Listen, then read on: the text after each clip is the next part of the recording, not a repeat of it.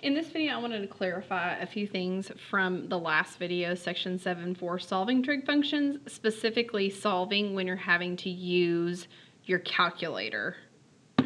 Okay, so I think it was number 3 on the previous video.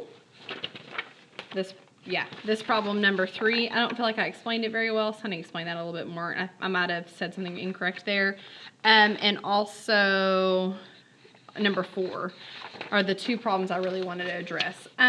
So this idea of solving using your calculator. When I type in on my calculator, sine inverse of something, of 0.8. The idea of what it gives me, okay? It gives me one answer because remember we had to take a piece of our function so that we could make it defined, so that it could have an inverse. So essentially, when you use your calculator to solve inverse sine, it only gives you answers in these 2 quadrants, negative pi over 2 to positive pi over 2, which that is quadrant 1 and quadrant 4. Those are the only 2 answers that sine inverse using your calculator gives you solutions for.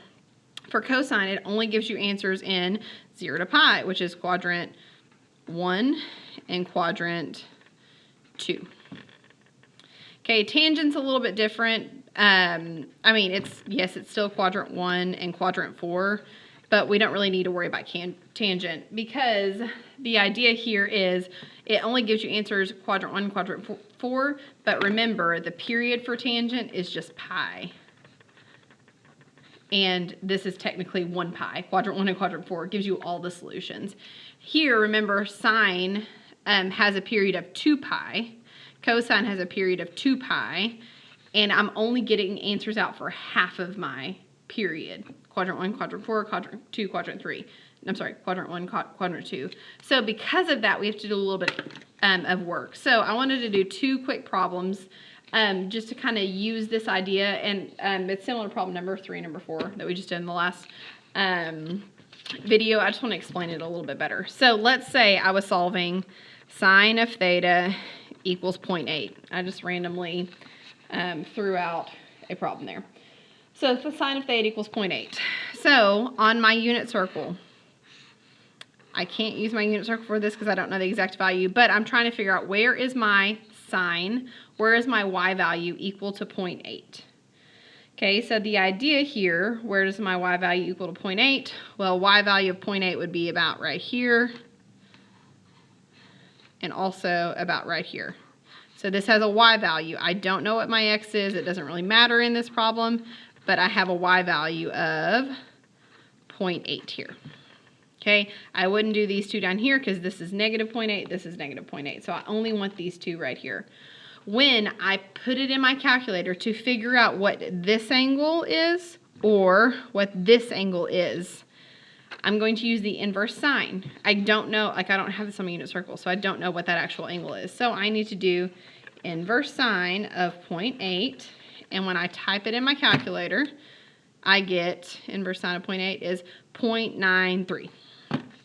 0.93. That is the angle that I just found. Okay, this is where I kind of messed up in the last video and got a little bit confused, and I apologize for that. So this is the angle of 0.93. Okay, I know it's this first angle, first of all, because 0.93 only gets to here anyways. Also because, remember, inverse sine spits out angles in quadrant 1 and quadrant 4. It's only going to spit out the angles in these first 2 quadrants. I'm sorry, this quadrant on top, 1, and this bottom quadrant right here, quadrant 4.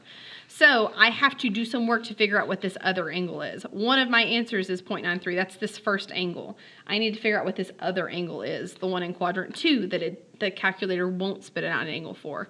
So the way I need to figure that out, this is kind of like we did this at the beginning, like the idea of using reference angles. Remember we talked about this 3 pi over 4 is the same reference angle as pi over 4 because the distance from here to the x-axis and here to the x-axis is the same.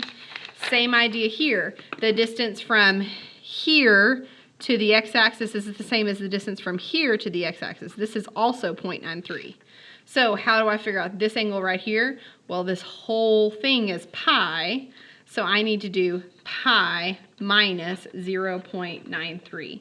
And that will give me this piece right here, this angle, this line right there. So on my calculator, if I type in pi, if I type in pi minus 0.93, I get 2.21. So those are my two angles. The idea of like pi over 4, 3 pi over 4, in this case it's 0.93, 2.21 are my two angles here. And you can double check. If I plug those in, I should get 0.8 for both of those. So if I do sine of 0.93, I get, it's obviously not perfect because I rounded it, but close to 0.8. If I do sine of 2.21, again, not perfect because it's rounded, but it's also 0.8. Okay, so when you are given, when you're using your calculator, just remember it only gives you answers in 2 of your quadrants, and you need all 4 quadrants to get all your answers. So you kind of have to do some thinking to figure out what the other answer is. Okay, so just a reminder, inverse sine spits out answers in quadrant 1 and 4. You need to find the answer in quadrant 2 or quadrant 3, depending on what your problem is. Now let's do cosine. Cosine spits out answers in quadrant 1 and quadrant 2. So how do I find the answer in quadrant 3 and quadrant 4? Let's do one of those. Let's do the same problem. Let's do cosine of theta equals 0.8. Okay, so cosine of theta equals 0.8. So like that is an x value of 0.8. So like on my unit circle, x value of 0.8 would be right here-ish. So x value of 0.8, it has some y value. I don't care what the y value is. The other place where I have a positive x value is down here, positive 0.8, some random y value. Okay, I need to find these two answers. Just a reminder, when you type this in your calculator, when you do inverse cosine of 0.8, it gets me an answer, inverse cosine of 0.8, 0.69,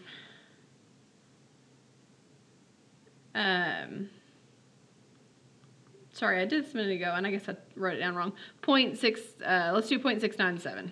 Yeah, 0.7, whatever. We'll round it up to 0.7. So inverse cosine of 0.8 is 0.7. So that means the angle is 0.7 here. And just a reminder, cosine spits out answers in quadrant 2 or quadrant 1. So that means it spit out this answer right here. It did not give me the bottom answer. So this answer is 0.7 here. Okay. How do I find this bottom one? So I need to find this angle from the starting point all the way around to that point. So it's basically the whole amount of 2 pi minus this right here is like negative 0.7, right? So it's 2 pi minus 0.7 gives me 2 pi, let me put this over here so you can see it, minus 0.7 gives me 5.58. So that's my two answers. You can double check cosine of 0.7. It's rounded, so it's not perfect, but it's close. And then cosine of 5.58, again, rounded, so it's not perfect or not close. So that's your two answers that you would add the 2k pi to on this point. I hope that helps clear up a little bit of the confusion of how to get the other number. When it's on the unit circle, it's really easy. Like if you just know it's like this angle and this angle, or this angle and this angle. It's a little bit more difficult whenever you don't have the exact number on the unit circle and you have to use your calculator. So I would just encourage you to draw the picture and kind of like do a little bit of thinking to figure out, do I need to subtract from 2 pi? Do I need to subtract from pi? Do I need to add pi? Do I need to add 2 pi? It just kind of depends on the problem. So I hope that's helpful and clarifies the using your calculator to get the two answers so that you can now get the infinitely many solutions. Real fast, the all solutions here, this would now be plus 2k pi, plus 2k pi. And that's all the solutions for that answer. Same thing here, plus 2k pi, plus 2k pi. And that's all the solutions there.